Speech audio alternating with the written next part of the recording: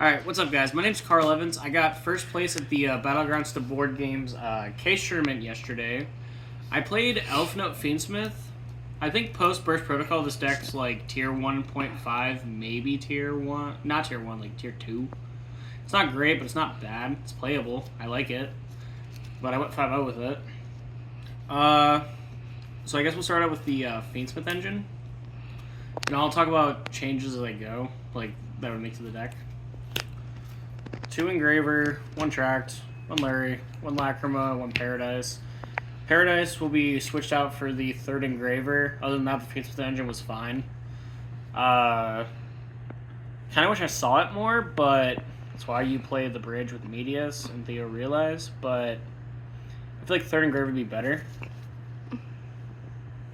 For the Elfnote cards, start with the bricks. 1 Rhapsody of Madness, 1 Fortuna. If you've never read an Elfnote card, this card negates a card on field if you control a Synchro card, and that's all this deck does is Synchro Summon. And Fortuna places the trap card from your hand to deck. 2 Welcome Home.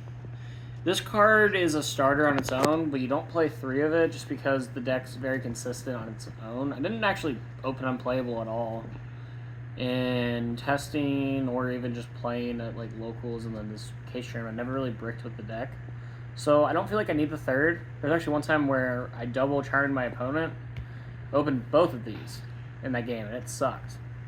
So I definitely don't want to play the 3rd. 3 Diana to place Welcome Home. Diana itself is a fine card. On my opponent's turn, I can rip a card from your hand. So it's pretty based.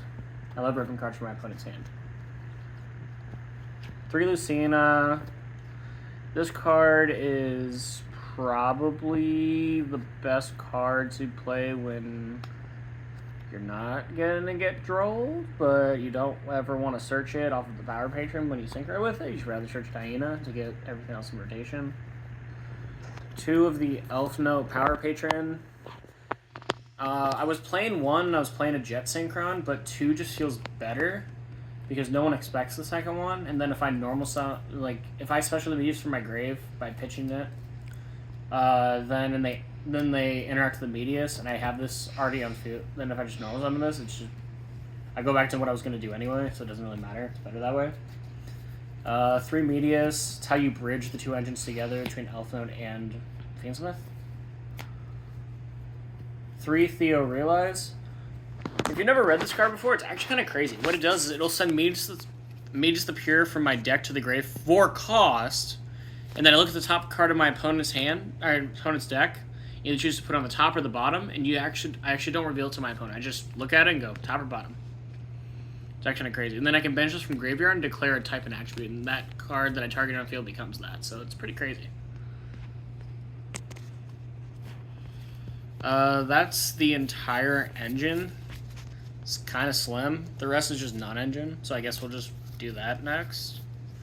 It's 3 Ash Blossom, 3 Fua, 3 Veiler, but only 2 matching. I don't know where my 3rd one of this went. I bought it forever ago and can't find it. Someone please help. They're also Euros, so I don't know where to find them.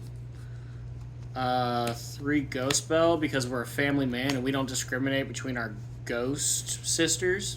Speaking of that, we have 2 Ghost Mourner, because we don't discriminate our sisters here. We're a family man. Family man. And the last 3 non-engine slots, which I feel like is fine, but it could be anything else as well, is 3 Droplet. This could also be Imperm. I just like Droplet, but it could also just very well be Imperm. Haven't decided which way I wanted to go. I just felt like Droplet had more impact.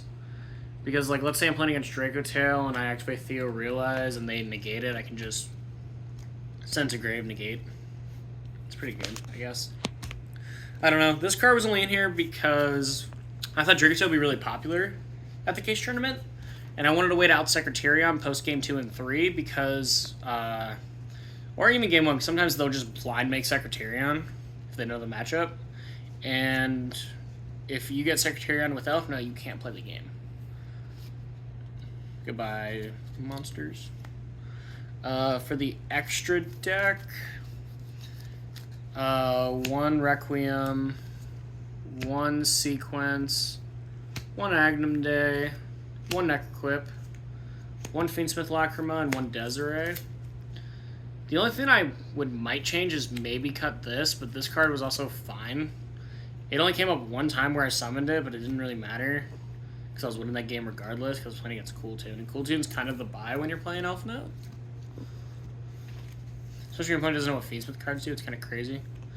1 Caesar and 1 Armades. Armades is your bridge to Fiendsmith because it's a light fiend. The only I'll talk about after I finish this. And then the rest is just a link and a bunch of synchros. So for the link, it's an SP. I made it twice. Dawn Dragster. I made this almost every game I played because if I'm going first, I just want to end on this. 2 Stolitzia. This is the only card I'll go into if I'm not making a Dawn Dragster or if I already have access to one. Then I'll just try to turbo into a Crystal Wing just so I'm protected from Nib. I played around Nib almost the whole day except when I was pushing for games. Like for game. 1 Crystal Wing. It's the only 8 I play. You could play Omega. I chose not to. You can. I just valued making Dawn Dragster over the hand rip because then if I'm already going full combo, Dana already rips 1 card from your hand, so I just want to be able to end on something else that'll negate something that's actually important, like the Fallen the Virtuous or something. The last 2 extra deck slots was the Fabled Leviathan. The Fabled something. He's a level 10 Light Fiend. You play him just for another end board piece. Like, the deck doesn't need another one.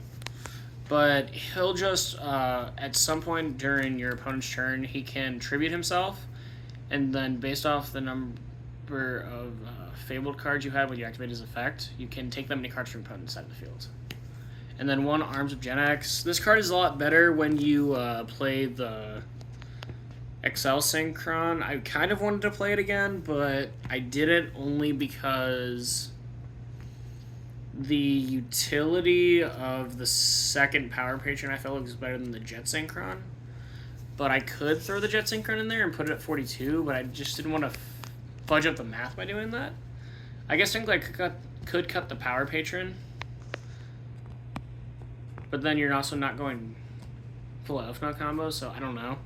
So the only way you can make Gen X that requires a Dark Tuner is by using Theo Realize and then dumping it and just modulating levels. It's kind of gross, but it does come up, I guess.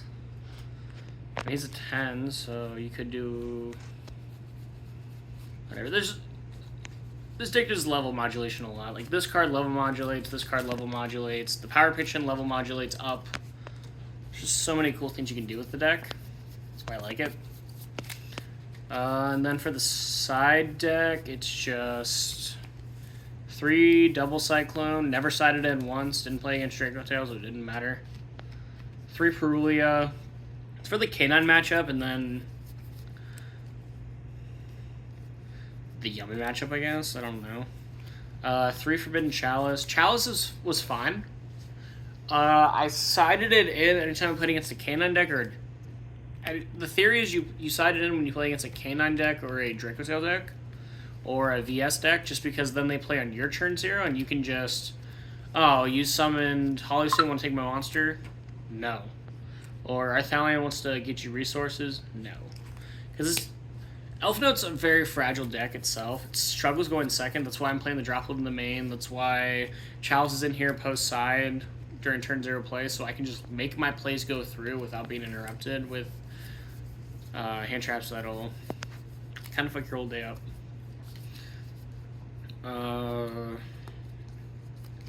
2 Droll, because that's all Konami lets us play. If I could play 3, I would, but I can't, so I just play the 2. I feel like you definitely don't main Droll this format, because although it's good against Radiant Typhoon, it's bad against Draco Tail, it's bad against Elfnote, it's bad against a lot of decks, surprisingly. 1 TTT, 1 Judgment, 1 Called By, and 1 Plea for Help. The reason why Plea for Help is in here is for going first when you play against exactly Draco Tail or Radiant Typhoon or a branded variant. Because then they're playing the Fallen the Virtuous, and this card says, well, I control a wind monster in my center monster zone. You can't destroy my other spells and traps by card effect. So the Fallen the Virtuous wouldn't work on it. You'd have to target this first. It's just, it makes it so the board's a lot harder to deal with. Because you want your spells and traps to actually stay on the field. The only other change I would make is side touch. Just get rid of the Judgment and play an anti-spell instead. Just because Plea for Help is so good that now if I'm ending on spells, trap, you're going to have to deal with this before you deal with my anti-spell, and then by then you're already down 2 cards and I still have my trap card to use. That was the side deck. Like I said, the only change I'll make is make this anti-spell, and that's probably it. This list actually felt pretty good. I kind of feel good for Richmond. Yeah, that's about it. Thank you for watching.